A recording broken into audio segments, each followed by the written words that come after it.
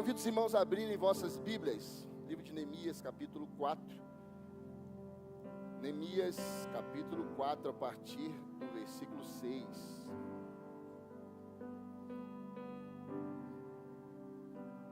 O tema da mensagem que o Senhor colocou no meu coração é: existe uma guerra contra a sua família.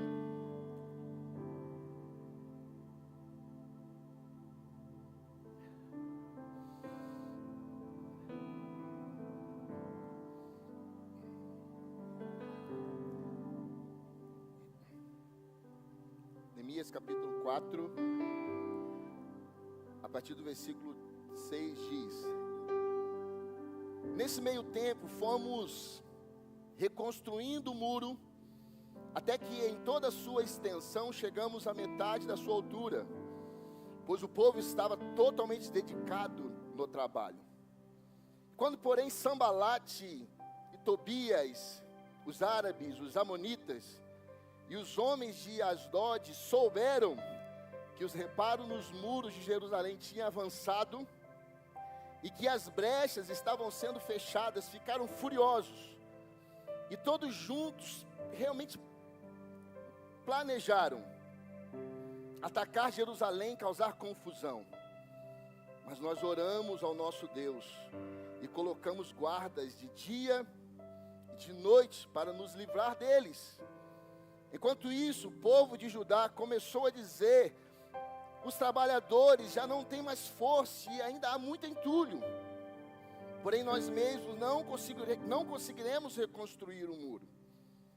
E os nossos inimigos diziam: antes de descobrirem qualquer coisa, ou que nos vejam, estaremos bem ali no meio deles. Vamos matá-los e acabar com tudo que eles estão fazendo. E os judeus que moravam perto deles 10 vezes nos avisaram: para onde quer que vocês se virem, saibam que seremos atacados de todos os lados.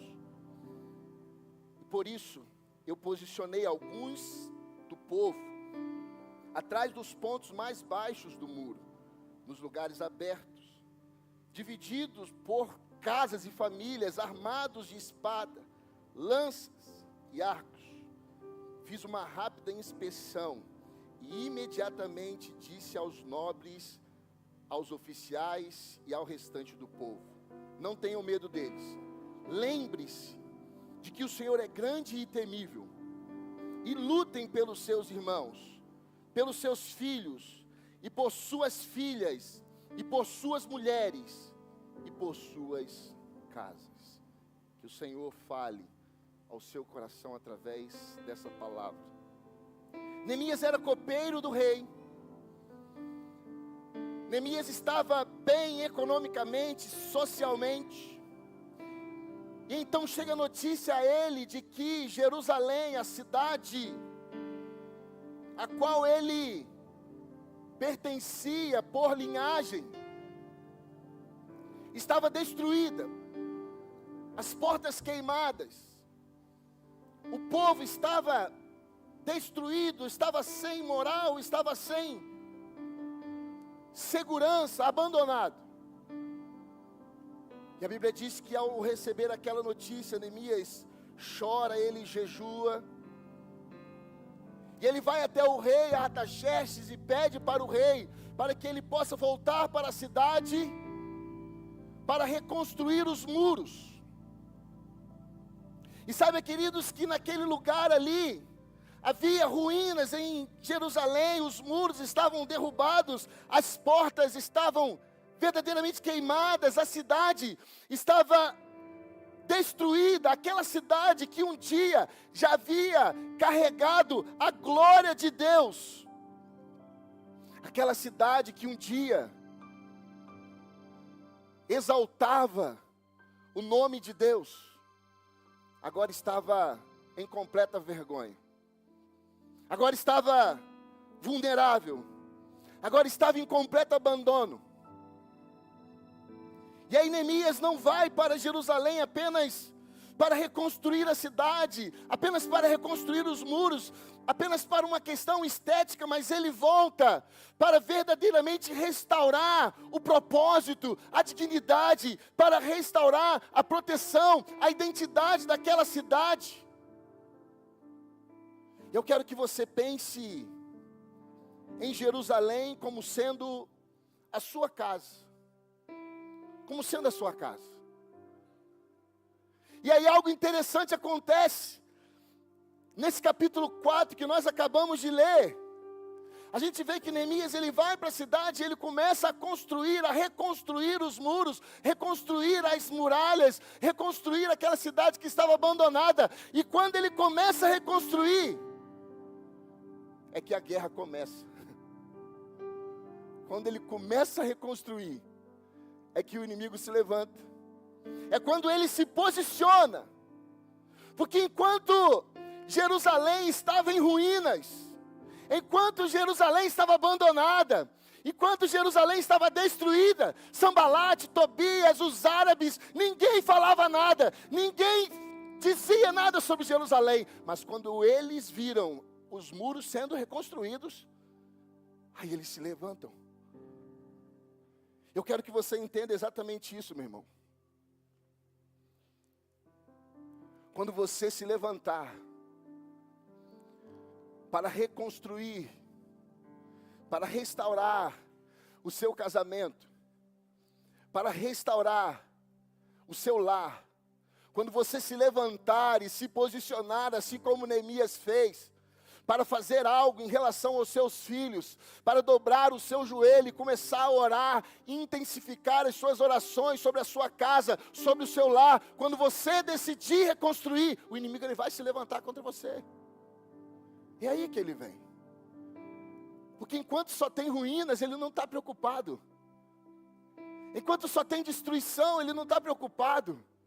Enquanto há uma bagunça, ele não está preocupado. Mas se você se levantar e se posicionar, é aí que o ataque vem. Porque o inimigo sabe. Ele sabe que uma casa restaurada se torna um poderoso testemunho. Ele sabe que um casamento curado se torna uma referência. Ele sabe que filhos cobertos por oração se tornam uma geração apaixonada pelo Senhor. Ele sabe que pais posicionados no Senhor se tornam muralhas espirituais na sua casa. Ele sabe que famílias reconstruídas tornam um ambiente onde o nome do Senhor é adorado. O inimigo sabe disso. E é por isso que quando você se posicionar, ele vem, ele vai se levantar. E há uma guerra contra a sua casa, contra a sua família. O inimigo não quer apenas derrubar os muros. Ele quer que você acredite que não vale a pena reconstruir aquilo que está quebrado lá dentro da sua casa. Ele quer que você acredite que não há como reconstruir o que está quebrado dentro da sua casa. É exatamente isso que ele quer. Mas o texto que nós acabamos de ler, a história de Neemias mostra que Deus ainda levanta pessoas que choram pelas ruínas. Ainda levanta pessoas dentro de lares, de casamentos, de famílias, que não aceitam as ruínas. Mas eles oram, se posicionam, intercedem por sua casa. E se movimentam para verdadeiramente ter um lar abençoado pelo Senhor. A grande questão aqui nessa noite não é o que aconteceu ou o que deixou de acontecer na sua casa até hoje. A pergunta a ser respondida é: quem vai se levantar para reconstruir o seu lar?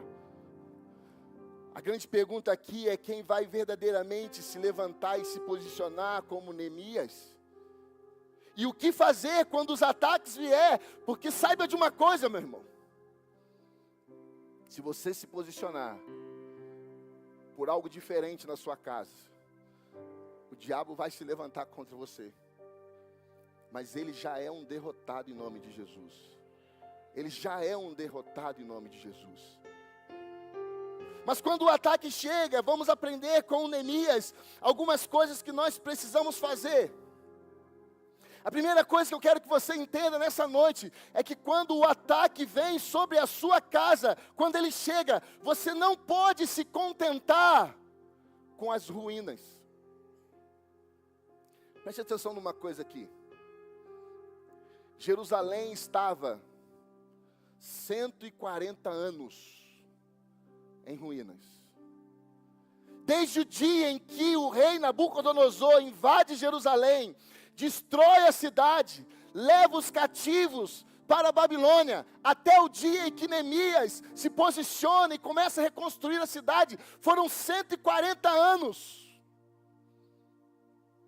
Ou seja, queridos, uma das maiores tragédias espirituais não é apenas ter áreas da nossa casa destruída, mas é aprender a viver no meio delas.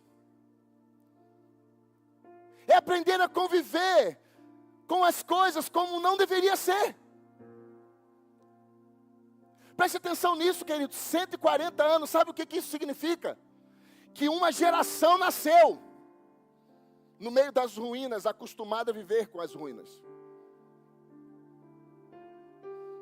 Preste atenção numa coisa aqui, queridos. Talvez você já acostumou com um casamento frio. Talvez você já se acostumou em não ter mais diálogo na sua casa, no seu lar, no seu relacionamento. Talvez você já se acostumou com o seu casamento sendo algo simplesmente funcional. A mulher acorda de manhã, faz o café. O homem toma o café, sai para trabalhar, volta, almoça. Funcional.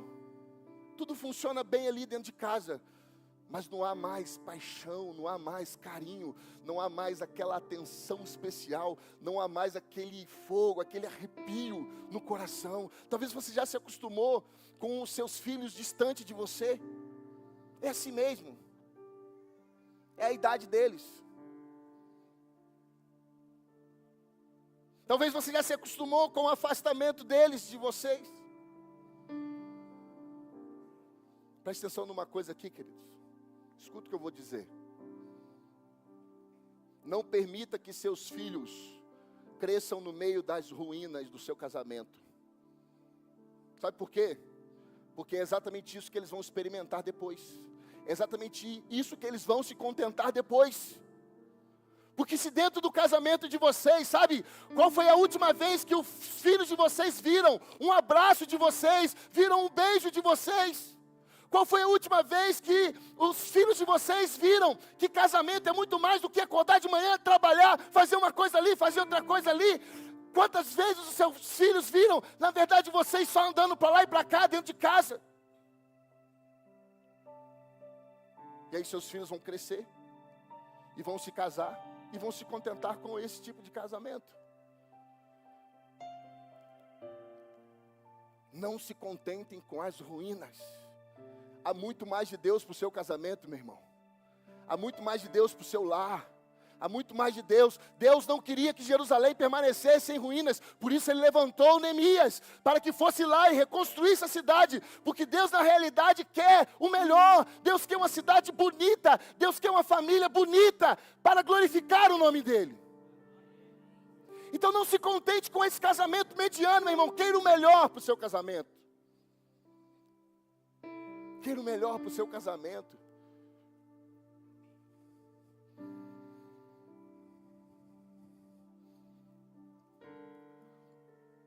O que começou como tragédia, com o tempo virou normal. E o tempo pode anestesiar dores espirituais, queridos, fazendo a gente se acostumar com aquilo que Deus não planejou para a nossa vida. No começo as ruínas até incomodam. No começo um casamento frio, sem amor, sem paixão, até incomoda. No começo a falta de diálogo incomoda, mas depois vira rotina. No começo a ausência de oração dentro do lar até incomoda, mas depois ninguém sente mais falta.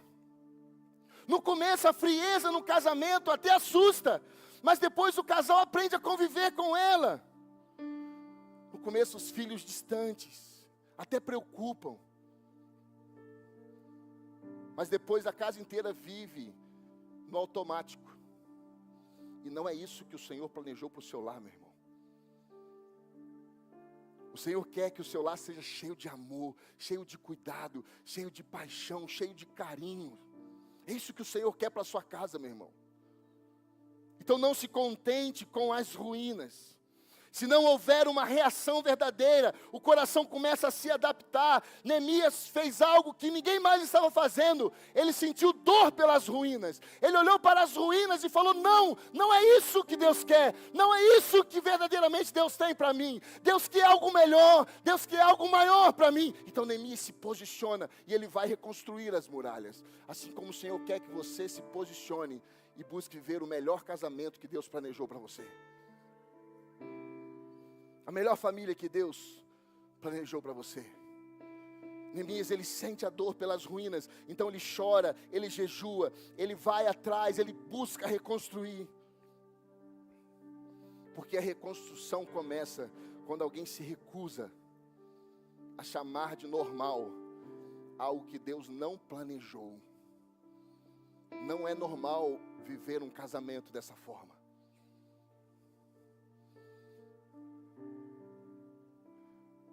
Algo de poderoso nas famílias, queridos, da parte de Deus. Há algo de grandioso nas famílias da parte de Deus. Mas muitos de nós, porque estamos nos acostumando com as ruínas, estamos deixando de experimentar tudo isso que Deus tem para nós. A reconstrução começa quando alguém decide não aceitar nada menos do que Deus planejou. Eu recordo que quando eu e a Lípia nós nos casamos, há 14 anos atrás. E aí, no início do casamento, as pessoas perguntavam para a gente assim: quanto tempo vocês têm de casamento? Aí eu falava assim: tem 6 meses. 3 meses, 4 meses, não sei. E eles falavam assim: tá de lua de mel. Quero ver daqui a 5 anos. Quero ver daqui a 10 anos. Meu irmão, eu digo para vocês, com toda sinceridade, ela está aqui, não deixa eu mentir. 14 anos depois. E como eu queria que lá atrás fosse igual hoje. Eu a amo muito mais, eu tenho muito mais paixão por ela do que naquele dia que ela era novinha, com 17 aninhos, né, meu amor? Está muito mais bonita. Essa palavra aí não serviu para mim não, sabe por quê? Porque nós não... Eu também estou mais bonito, viu? Amém, irmãos? Quem já viu a foto sabe disso. Eu cheguei ali hoje, rapaz, saí do carro, um irmão aqui da portaria, olhou para mim e falou assim: que homem bonito. Eu falei assim: gente. Eu acreditei, né? Mas nós nos amamos muito mais, sabe por quê? Porque, deixa eu falar uma coisa aqui para vocês. Até certo ponto, certo tempo do nosso casamento, a gente acostumou com as ruínas mesmo. Isso que eu estou falando para vocês foi uma realidade no meu casamento. Passamos muitos anos acostumados com as ruínas. Está tudo certo, é assim mesmo. Mas teve um determinado momento ali, mais ou menos com 9, 10 anos de casados, nós nos posicionamos e falamos: não é assim. Tem algo mais de Deus para nós. E nós deixamos de nos acostumar com as ruínas. Sabe o que fizemos? Mudamos de atitude, conversamos sobre as coisas que não estavam legais no nosso casamento, no nosso relacionamento. E mudamos muitas atitudes. E sabe o que é interessante, queridos? Uma das coisas que eu comecei a fazer, coisa simples, talvez você vai falar assim: o pastor é bobo com isso. Mas a minha esposa não abre mais a porta do carro para sair. Talvez você que está aqui e fala assim: mas minha esposa nem liga para isso. Começa a fazer para ver se ela não liga. Começa a fazer para ver se ela não vai gostar de você abrindo a porta para ela, honrando ela com algo simples. Sabe o que acontece hoje, queridos? Deixa eu falar uma coisa aqui para vocês. Hoje, quase que eu não consigo abrir a porta do carro mais para a Lípia. Porque quando eu paro o carro, o Davi e o Pedro saem brigando para ver quem vai abrir a porta primeiro para a mãe dele. Você está entendendo o que eu estou falando aqui? É porque nós não nos acostumamos com as ruínas. O dia que os meus filhos casarem, uma coisa eles vão ter: homem que abre a porta do carro. Porque eles aprenderam com o pai. Eles também já não acostumaram a viver nas ruínas. São coisas simples, queridos. Eu estou falando algo bem básico aqui. Eu nem vou falar nas outras coisas que não interessam a vocês. Mas nós nos posicionamos para restaurar e para não nos acostumarmos com as ruínas, para viver o melhor de Deus para o nosso casamento, para a nossa casa. A segunda atitude que temos que ter quando o ataque chega: nós precisamos voltar ao altar. No versículo 9 que nós acabamos de ler, depois que chega a notícia de que Sambalate e Tobias e os árabes estavam se voltando contra Jerusalém, contra a reconstrução dos muros, os muros já estavam na metade, todos trabalhando, a palavra do Senhor diz que Neemias, ele ora, mas nós oramos ao nosso Deus, nós voltamos para a presença do Senhor. Uma das coisas impressionantes aqui, queridos, é que enquanto estavam todos desesperados, estavam todos aflitos, dizendo: olha, eles vão se infiltrar no nosso meio, eles vão destruir aquilo que nós estamos fazendo, vão matar todos. Neemias não vai para o desespero, Neemias vai para a oração. Neemias vai buscar a Deus. Neemias, antes de fortalecer os muros, ele fortalece o altar, ele vai buscar a presença de Deus, ele vai voltar para a oração. Sabe, queridos, existem batalhas que não são vencidas com técnicas, existem batalhas que não são vencidas simplesmente com ferramentas, mas são vencidas quando se volta para a presença de Deus, quando a família volta para a oração. E Satanás sabe que quando o altar enfraquece, os muros não são reconstruídos. Quando o altar está fraco, quando a oração dentro do lar está fraca, está defasada, não há desejo de reconstrução, não há força para reconstruir, não há posicionamento. Famílias fortes não são construídas apenas com amor, mas são sustentadas pela presença de Deus, meu irmão. Diga amém. Você precisa querer mais do que tudo a presença de Deus. Você precisa querer mais do que tudo que a sua casa seja cheia da presença de Deus. Você precisa querer mais do que tudo que os seus filhos sejam cheios de Deus, sejam cheios da presença de Deus. Vocês precisam querer mais essas coisas do que ter comida na mesa, mais essas coisas do que buscar conquistar, do que buscar verdadeiramente comprar e vender. Vocês têm que querer mais do que tudo que a sua casa seja cheia da presença de Deus. Não adianta ter comida na mesa, mas não ter oração. Não adianta ter convivência em casa, mas não ter comunhão espiritual ali com o Senhor. Não adianta ter uma casa cheia, mas a alma vazia de Deus. É necessário verdadeiramente buscar isso. Na palavra de Deus, o altar de oração e de adoração ao Senhor sempre sustentou famílias. A Bíblia diz que Jó, ele orava pelos seus filhos. A Bíblia diz que Abraão, enquanto ia na sua caminhada com a sua família, de lugar em lugar ele fazia um altar, para que com a sua casa ele pudesse adorar ao Senhor. Samuel cresceu num ambiente de altar e virou um profeta, meu irmão. Filhos que nascem em um ambiente de adoração e de oração ao Senhor, viram homens e mulheres de Deus, queridos.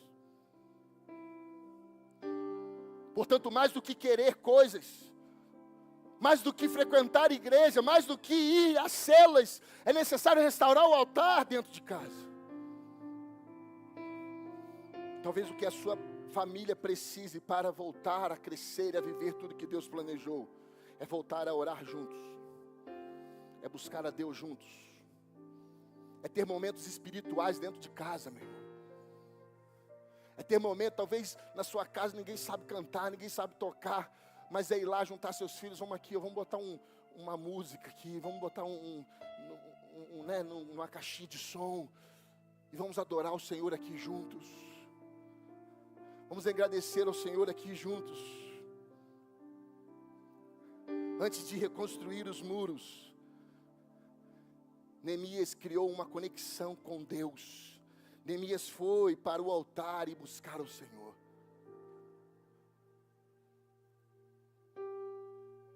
Ah, meu amigo, uma família que ora, uma família que busca a Deus diariamente. Mas talvez você possa pensar assim, mas eu sou o único na minha casa que sou crente.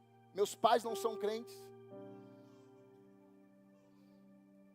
Talvez você é aquela mulher em que o seu esposo até é da igreja, e você já chamou ele várias vezes para orar junto, e ele nunca foi. Preste atenção numa coisa aqui, ó. Neemias se posicionou, depois o povo veio com ele. Um homem se posiciona, depois os outros vêm com ele.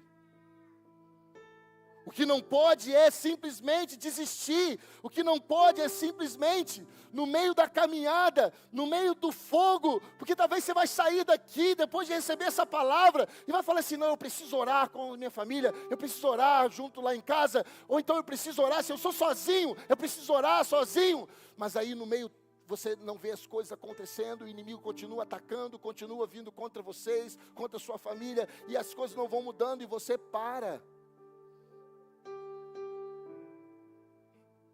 É necessário que você continue orando, continue buscando, continue reconstruindo o altar de adoração e de oração na sua casa, meu irmão. Porque é isso que verdadeiramente vai manter a sua casa protegida, guardada dos ataques do inimigo. Os seus filhos têm que aprender a orar, é lá na sua casa, meu irmão. Seus filhos precisam aprender a Bíblia na sua casa. Seus filhos precisam conhecer a Deus em momentos espirituais na sua casa. Os seus filhos precisam ter experiências com Deus. Antes de ter experiências com Deus aqui na igreja, antes de ter experiências com Deus lá na célula das crianças, eles precisam ter experiências com Deus dentro da sua casa.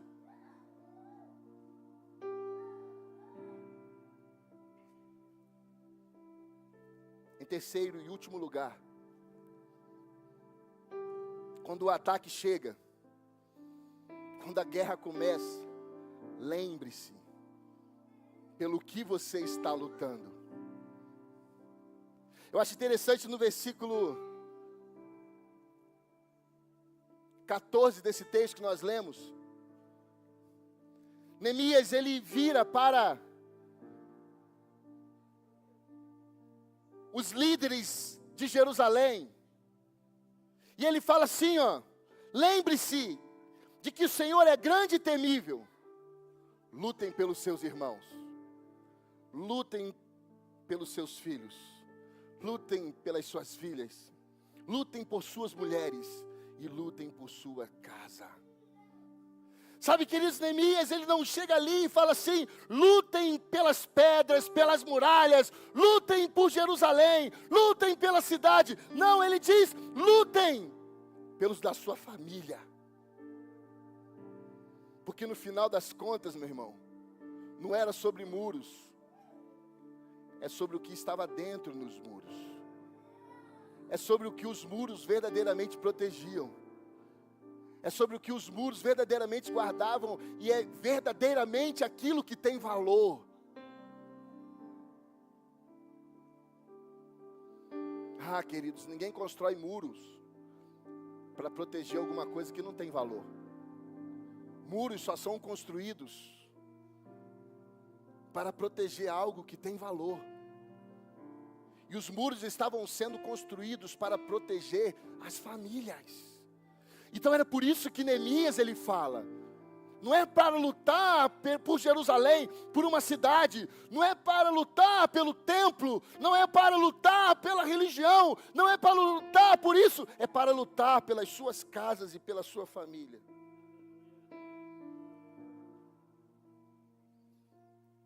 problema é que existem tantas pessoas ocupadas com as estruturas, né?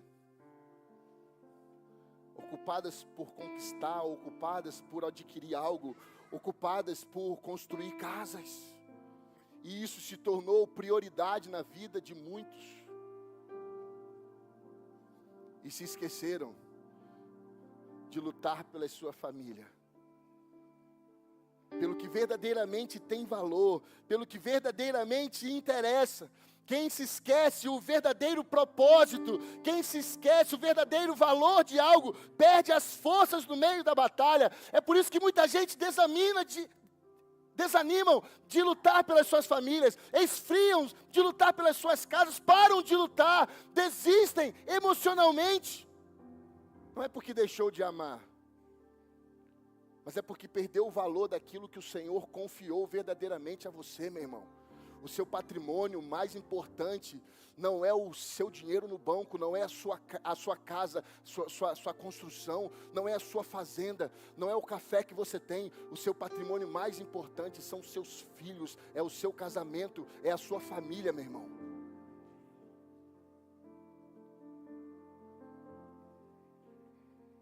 É por isso que você não pode parar de lutar.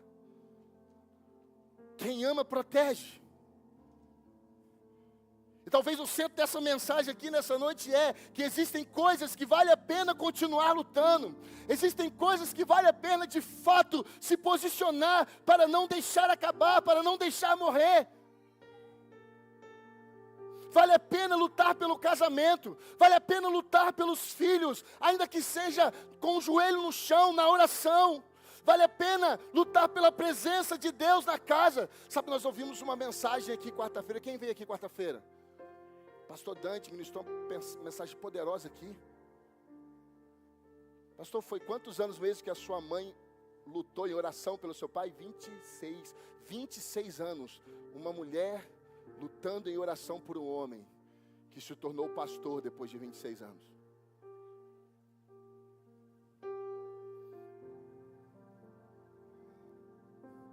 Vale a pena lutar pelo diálogo. Vale a pena lutar pela restauração. Vale a pena lutar para que o amor não morra lentamente dentro de casa.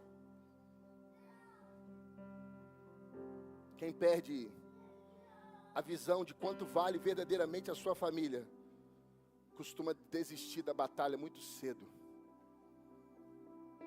Costuma deixar de lado a luta muito cedo.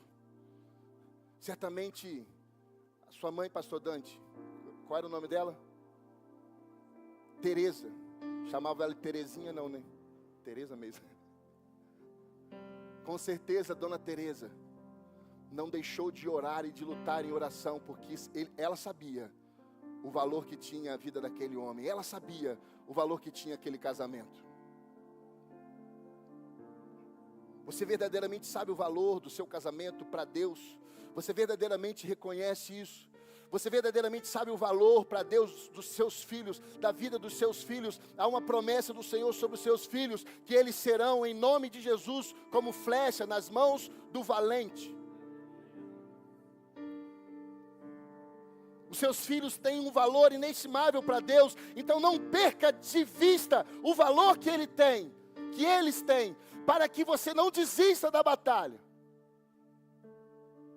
Para que você não deixe de crer que mesmo que ele esteja passando um período longe da presença do Senhor, mas ele pertence ao Senhor. Ele é do Senhor. E se você verdadeiramente crer nisso, você nunca vai deixar de orar.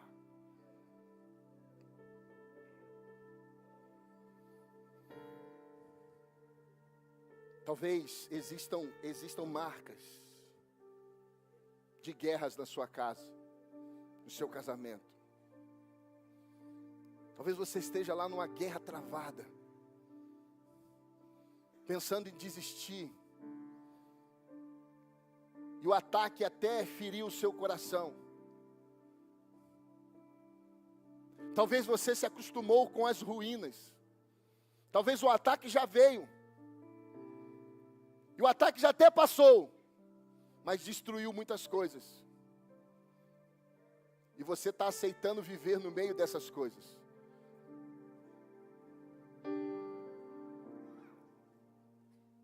deixa eu falar uma coisa para você, que vale a pena lutar para reconstruir aquilo que você tem mais de valor, que é a sua família. Vale a pena lutar pelos seus filhos, vale a pena lutar pelo seu casamento. E Neemias nos mostra que enquanto existir alguém disposto a se levantar, enquanto existir alguém disposto a ir para o joelho, enquanto existir alguém disposto a fazer algo verdadeiramente, há reconstrução, há restauração, há ainda esperança de que haja de fato um tempo novo para a sua casa, meu irmão. Jerusalém estava destruída há mais de um século, mas Deus sempre levanta um reconstrutor. Não importa quanto tempo você está experimentando disso, não importa quanto tempo você está experimentando viver um casamento onde não há confiança, um casamento onde não há cumplicidade, um casamento onde não há um amor, onde ainda não há paixão. Não importa quanto tempo tem que os seus filhos estão distantes de você dentro de casa, que você não tem mais diálogo, que você não tem mais proximidade com eles, não importa. Se você, como Neemias, se levantar e dizer assim: na minha casa vai ser diferente daqui para frente. Eu quero diferença na minha casa. Eu não aceito mais viver nas ruínas. Não é isso que Deus quer para mim. Deus quer um lar abençoado para mim. Deus quer filhos abençoados. Deus quer que os meus filhos voltem para a presença do Senhor. Deus quer que os meus filhos sejam homens e mulheres de Deus. Deus quer que o meu casamento seja uma referência. Ah, queridos, e como nós estamos precisando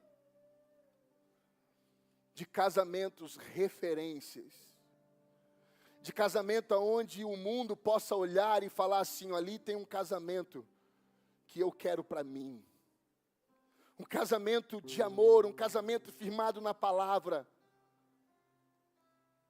um casamento de fato em que seja de exemplo para todos, como o mundo tem precisado disso hoje.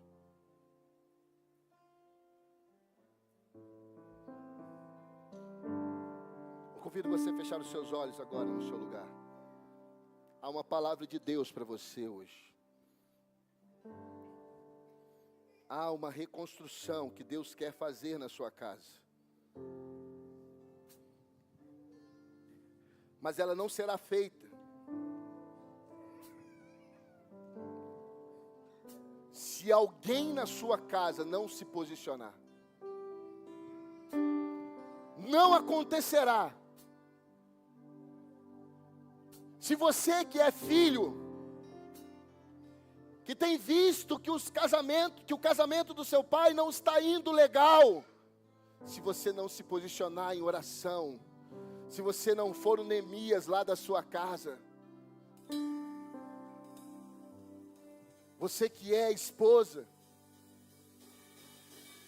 que tem visto que o casamento esfriou, perdeu o amor, perdeu a paixão, isso incomodava, mas agora não incomoda mais. A restauração de Deus para você, se você se levantar como Neemias. Para você que é marido, que é esposo, que é sacerdote da casa, mas que ainda não tem se posicionado dessa forma, mas que ainda não tem verdadeiramente enxergado essa sua função.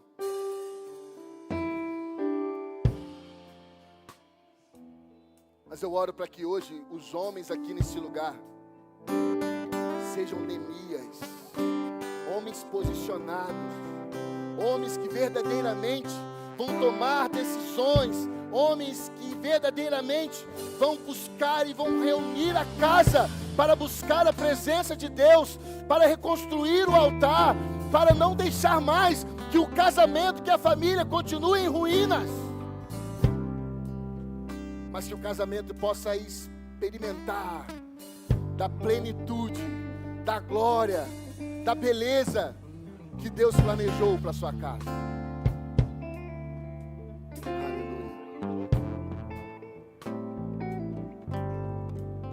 Somente os Neemias. Eu não estou falando aqui só de homens, entenda o que eu estou falando. Somente os Neemias que querem se posicionar para reconstruir tudo que foi perdido, tudo que foi deixado para trás dentro do seu lar. Eu convido você a se colocar de pé nesse lugar, dizendo assim: eu quero reconstrução para minha casa, eu quero algo novo, eu não aceito mais as ruínas que a minha família se tornou, eu não aceito mais essa realidade, eu não aceito mais essa frieza, eu não aceito mais da forma como está. Eu quero a minha família com os muros reconstruídos, eu quero a minha família verdadeiramente vivendo e experimentando tudo aquilo que Deus tem para ela. Eu não quero nada menos, eu quero tudo que Deus tem para minha casa. Eu quero os meus pais na presença do Senhor, eu quero os meus filhos na presença do Senhor, eu quero que o meu casamento seja cheio de beleza, seja de fato um casamento onde o amor, onde o carinho retorne. Eu quero viver isso, eu quero viver isso. Eu quero ser o exemplo, eu quero ser o exemplo de pai, eu quero ser o exemplo de mãe, eu quero ser o exemplo de esposa, eu quero ser o exemplo de esposo para os meus filhos e para as minhas filhas. Eu quero ter um casamento tão abençoado, em que os meus filhos não vão se acostumar vivendo em ruínas, em que os meus filhos vão saber, o dia que eles casarem, o que é de fato viver um casamento abençoado.